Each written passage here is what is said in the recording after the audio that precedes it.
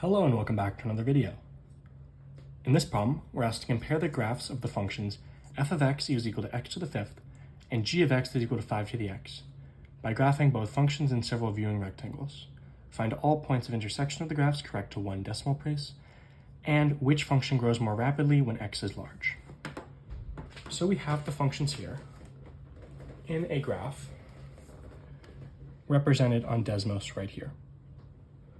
And we have in red y equals x to the fifth, which is representing f of x. And in blue, we have y is equal to 5 to the x. So the first question is, where do they intersect? And we can see that when x is less than 0, the value of x to the fifth is negative, and the value of 5 to the x is positive. Even though it approaches 0, it's positive. So there's no intersection points. And around 0, there's also no intersection points. So we have to continue to go up the function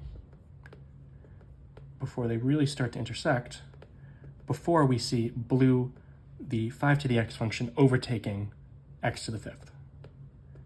So now, to find the intersection point accurately, we just have to zoom in, probably more than we would actually have to for one decimal place, just to get a super accurate measurement. It's really, really easy to do this on a graphing calculator. And we can say here, the blue 5 to the x is greater, and here, x to the fifth is greater. So right here, we have our intersection point.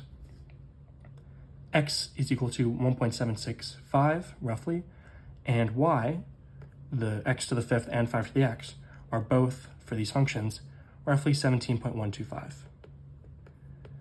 And if we continue to look up, maybe not like this, when we're all looking within a range of 17 to 17.5, if we look up, let's say when x is very, very large, right? Which one is greater?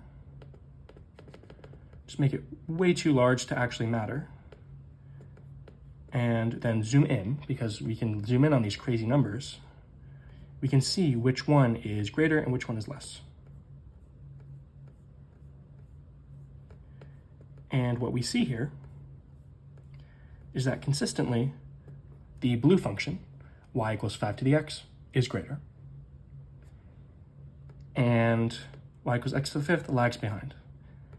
And because of the scale here, maybe we can make this a little bit clearer by narrowing this into between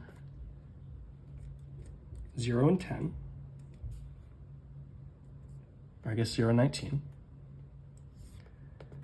We can see that these functions are basically parallel because of how high they're increasing right now. They're basically vertical on our scale. However, the 5 to the x value is much, much greater because it's going to take so long for this line to catch up. It's basically the way you can think about it. So there's one intersection point, and y equals 5 to the x is the greater function as x goes to infinity.